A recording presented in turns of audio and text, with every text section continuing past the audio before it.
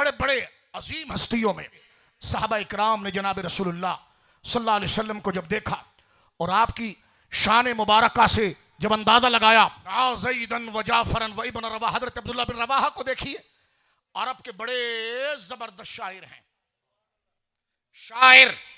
शायर बड़ा बारीक आदमी होता है। शायर छुरी की तारीफ कभी नहीं करेगा, फूल के पत्ते की करेगा। देखो कसाई हजरात का शोबा बड़ा मुकद्दस है। असातिज़ा कायदीन उलमा हमारे बुजुर्ग बैठे, मैं आपसे बात कर रहा हूं। जो कसाई होता है ना, कसाई गाय काटता है, मुर्गी काटता है, उसके लिए दिल बड़ा मजबूत चाहिए। ओ भाई गाय पे छुरी काटना चलाना, हमारे वहां जनाब कुर्बानी के दिनों में साल में एक दफा गाय काटनी होती है, तो वो खड़ा पहले तो खुद कहता मैं गाय काटूंगा, सामने जब खड़ा होता कसाई को तू ही काट दे, मैं लब्बैक कह देता। क्योंकि जब छुरी सामने आती है, खून सामने आता है, तो बंदे का दिल थोड़ा हिलता है। तवज्जो है। लेकिन जो वाकई में सुबह शाम जानवर काटते हैं, अल्लाह ने उनके दिल को अगर ऐसा नहीं किया तो तू गोश्त कैसे खाएगा? तवज्जो है। तो कस्साब का शोबा मुकद्दस शोबा है। असातिज़ा मौजूद हैं, हलाल और हराम उनके हाथ पर है इस वक्त, क्योंकि तकबीर के जरिए वो हलाल करता है। तवज्जो है। आमदन तकबीर छोड़ेगा, जानवर हराम। और हमारे उसूल की किताबों में हदीस के जरिए अगर भूल गया तो मोमिन के दिल में नीयत है, लेकिन जानबूझकर अगर, तो बताइए कस्साब कसाई, जिसको हमारे कराची सिंध में कहते हैं कुरैशी शोबे के एतबार से, कुरैशी बिरादरी कराची के अंदर है, उनका काम ये होता है। तो मैं कोई हतक के लिए नहीं कह रहा, एक याद दिलाने के लिए कि किसी लफ्ज से कोई ना कोई आप समझ लें। तो कसाई का काम है जानवर काटना। लेकिन अगर आप किसी शायर को, जो शेर शायरी लिखता है ना, उसको अगर आप कहें मुर्गी काटे तो नहीं काट पाएगा, और जिसने काट लिया तो अच्छा शेर भी नहीं लिख पाएगा। क्योंकि जहां उसके मिजाज में सख्ती आई तो तगज़ुल गया, बोली का तगज़ुल गया, बोली की वो चाशनी गई। वो जितना नाजुक होगा ना, उतना दिल के तार छिड़ेगा। तो जो समझ रहे मैं क्या कहना चाह रहा हूं, शायर में इतनी सख्ती नहीं होती। शायर जो होता है वो बड़ा बारीक होता है। वो तो कहता है फूल की पत्ती से जिगर कटेगा।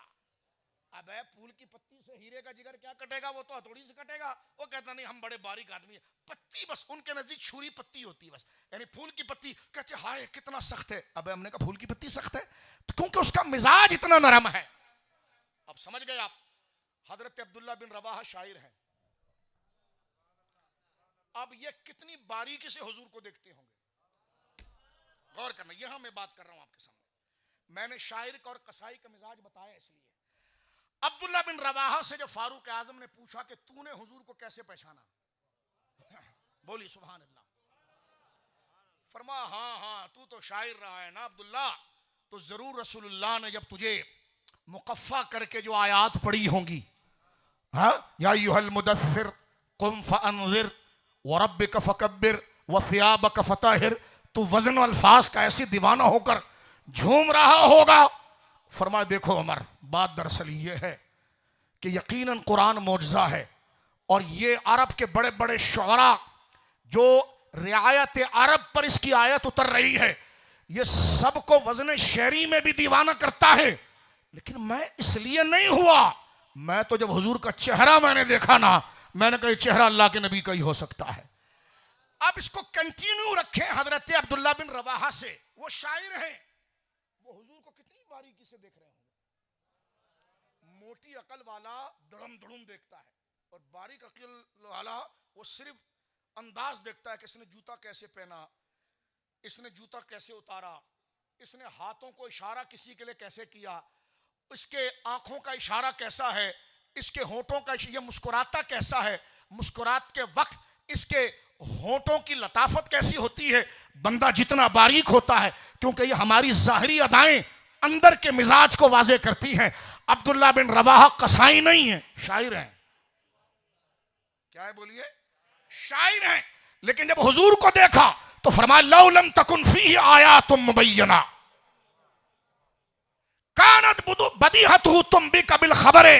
फरमाए जमाते सहाबा, रसूलुल्लाह कुरान पढ़ते हैं और कुरान की अरबियत और उसका अंदाज़ बज़ाहिर मुकफ़्फ़ा बज़ाहिर इल्म उरूज से ऊपर जाता है।